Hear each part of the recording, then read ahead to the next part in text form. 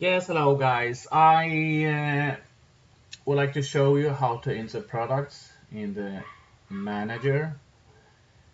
You go to the link I gave you in the email and you should have this screen. So you enter the username and password.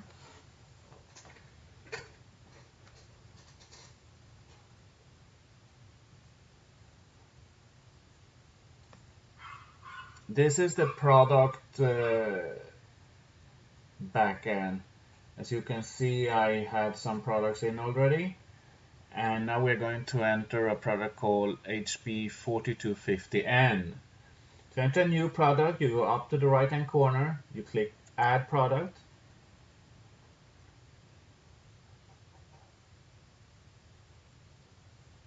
In the attribute set, you should select Printer. That's what we're going to put in. And product type is always simple product. We never use these others, at least not for now, so we just keep it simple product and continue.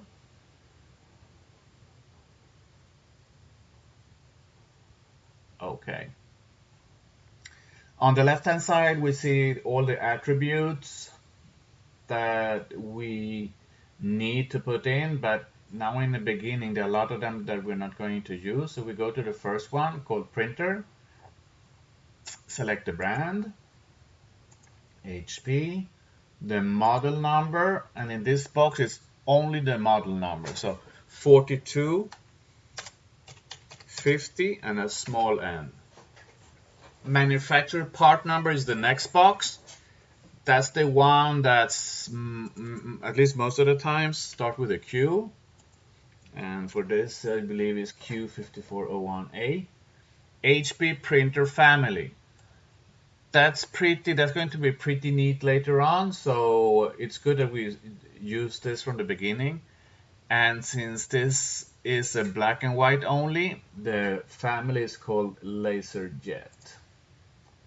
The condition. Refurbished, new, or new standard. The one that I want to put in today is a new standard. Type, it's a laser black. And since it's only black and white, so we take the first option. Printer functions. This one can only print. If it could copy to, we would need to press down the control key and then make the selection for whatever it can do, but this one only prints. Next box is features, and as far as I know, this one is only networked. So we click on this one, network. If for some reason there's a printer that don't do any of these options, click NA, not available. But this one did network, so we click that one. Color pages per minute. This doesn't do color pages, so we don't leave it empty. We select the NA, they're not available. And black and white pages per minute, it's more than 41. So we select 41 and higher. Printer connections. I think this one is Ethernet and USB. So I press down the control key and select USB 2. Max resolution. That is a good question. That I don't have in my paper, so I will need to come back on that. So for time being, I will put not available. Printer dimensions.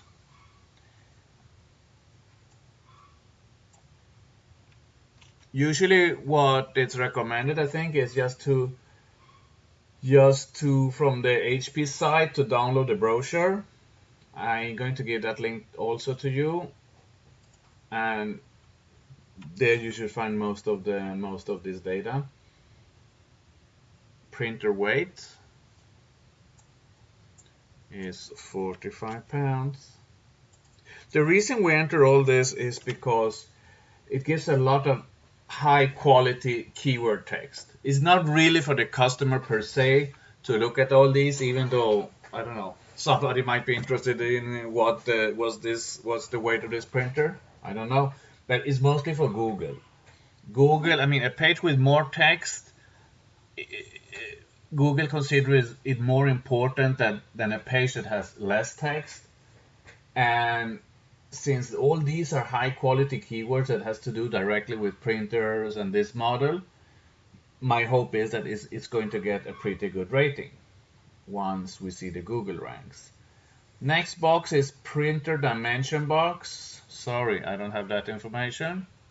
Printer weight box, I don't have that information either. Warranty. Whatever warranty period is included, we enter here. I believe this one is 6 months, so we select 6 months. The suggested retail price should be $12.99. We move on to related products, and this is pretty much something I took from their brochure, and I just paste that in as a text. Right now in the beginning, we're starting with the printers. We don't have all these accessories or related product. We don't have them in the website yet, so we cannot really link them right now. So right now we just put them as a text. So I wrote down whatever I found on that brochure, PDF brochure, and put it here. Next is UPC. For some reason, I found 2 numbers for this particular model, so it's very important that I put both numbers here. If somebody search for any of these numbers, he's going to get to our website. Product code is actually for HP. It's the same as that Q code, that Q number again. So I write Q5401A again. Item references we're not going to use here. Advanced printer SKU. I don't know how much you use the SKU, but once again, I mean, the more meat, the better. So I just invented a SKU for you, which is the brand name, HP, and directly after that, the model number, 4250M, and what you call that, a sign, and I put NS for new standard. If it was a refurbished, I probably would have put an R there at the end. Okay, that's the first section of printer. Next is the general section. We click on that one. Here we come to the name of the product, and that's really important that we get a good name that's that explain as exactly as possible what this is. So here we will put HP. Actually put a large P. I won't put Hewlett Packard because I mean I don't think Google would like, I mean, don't care that so much. I mean, they see that the same as HP, so most people when they search they probably use HP. So I use HP, LaserJet 4250N space, and within bracket that product code number again, the same way you use it, because a lot of people search on that. But I'm going to end the name with black and white BW laser printer.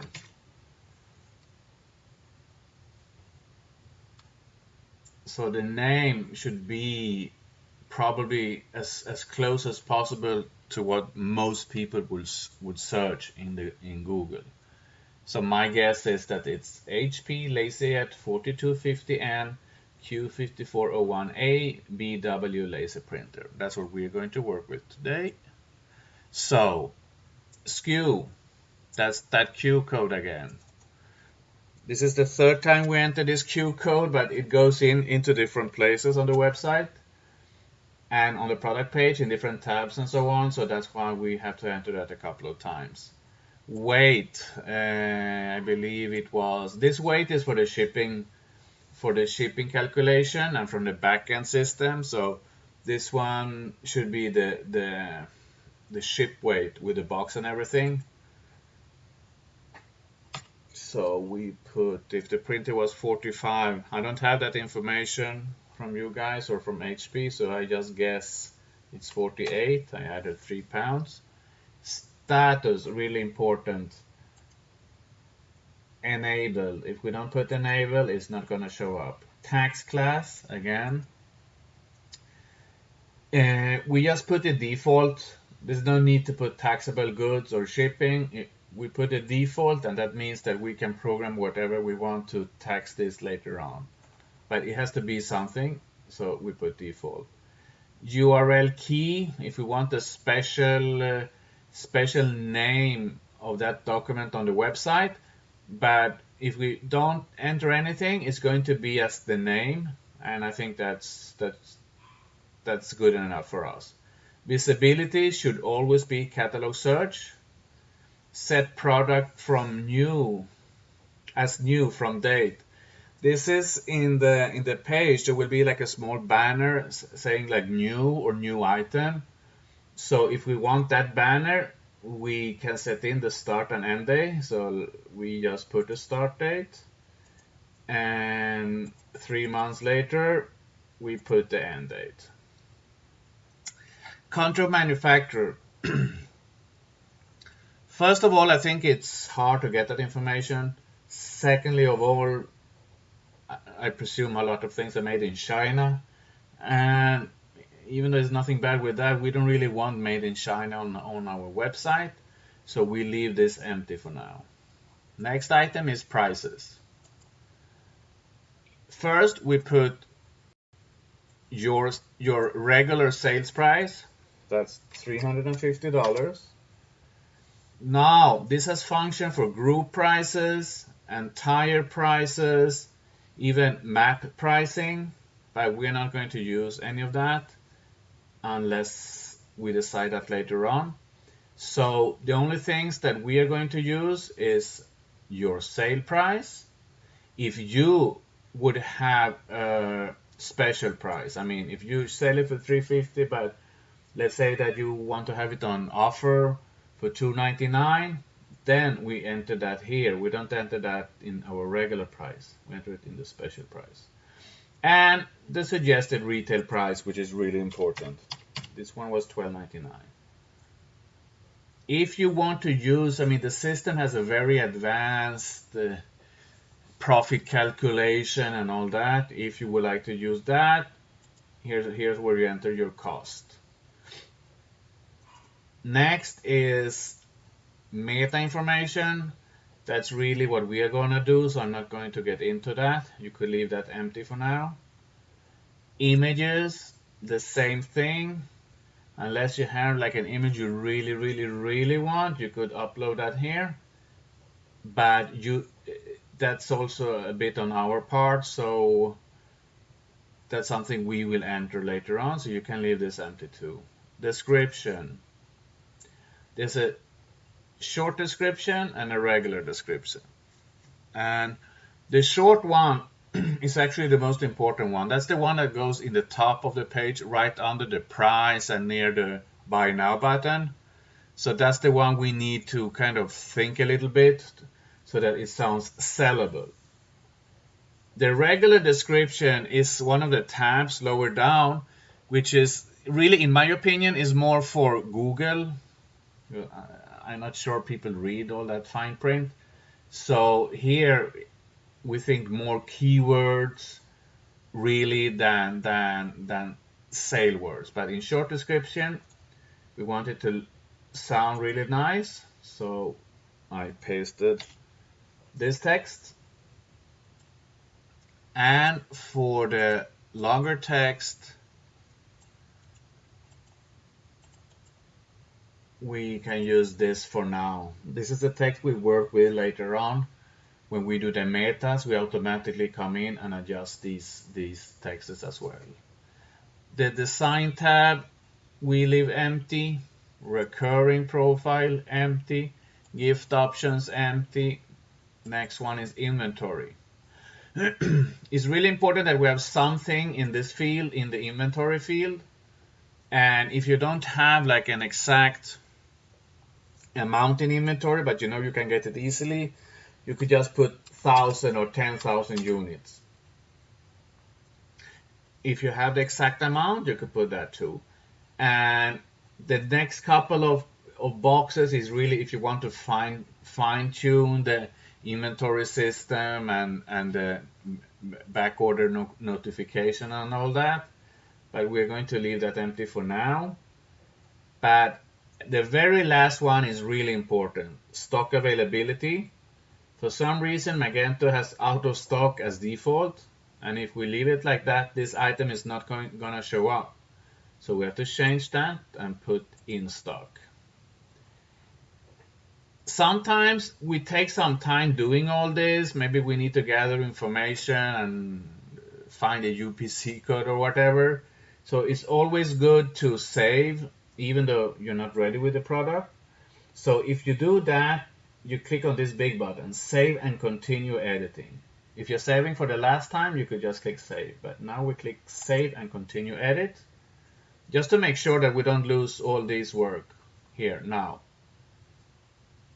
Here he sent me back. Did you see? I got this yellow warning flag, and with the red arrow, the value of the attribute SKU must be unique. What's that? Yes, I'm doing this to show you guys. So this product actually already exists. And he recognized that we already had that SKU in the system. So we have to modify that. We put space test so that I remember to delete that. I'm actually going to put that in the name as well. Test. We try it to save again.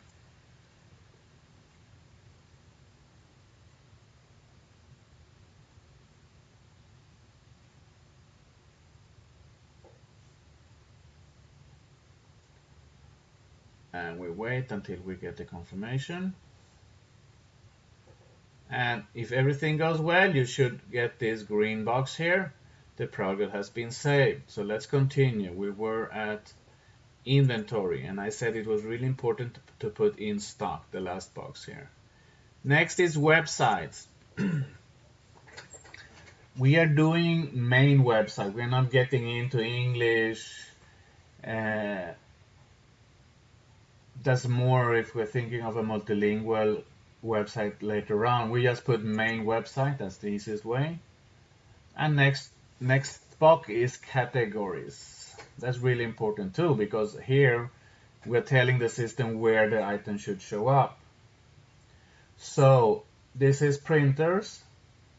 We see printers here, so we click on the plus sign. Then we get 3 subcategories: printer categories, printer by condition, and printer brands. We open up all 3 of them.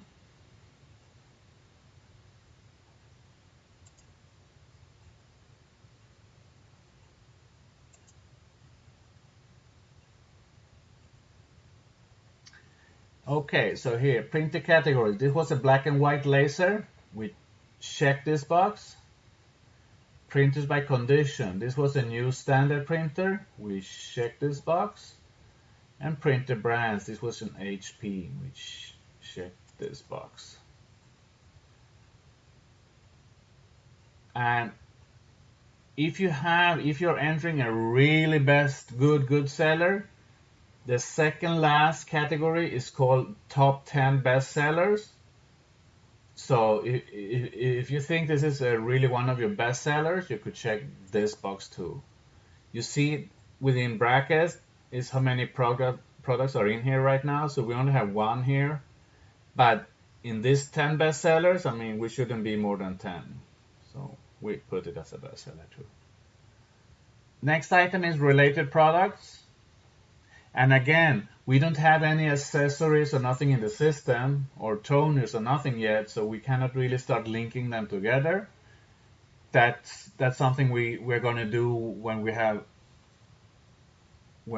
them in the system. Then we're going to link all these products together. But right now we cannot really do that, so we leave that empty. Upsells. That also, since we're going to do related products later, we're going to make upsells later too. That means recommend customer other type of printers, and obviously you're not going to recommend them something that is cheaper or something that you earn less. The idea with upsells is to earn more money from the customer. And cross sells, we leave that empty for now. And cross sells, we leave that empty too.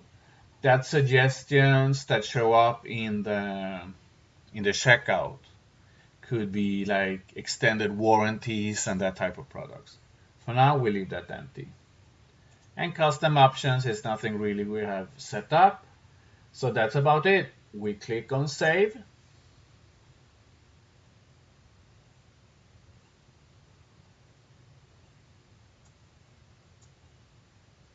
And the product has been saved. So let's see if we can find it. Here, let's see. This was the last product shows up first. And this is really what's to it. Actually, we could just make we could see how it will look like. Let's see.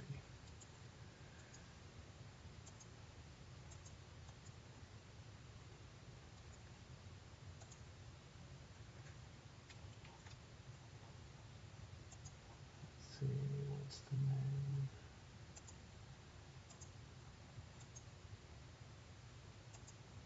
It ended on test. Yeah, this was it.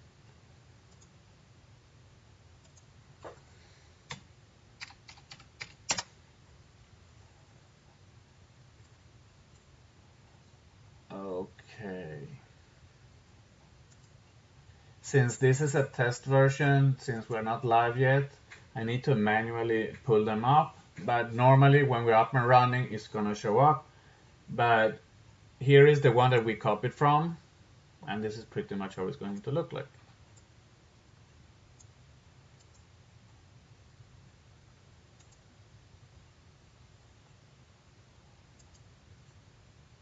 And I think that concludes, and if you have any questions, just give me a call. Thank you.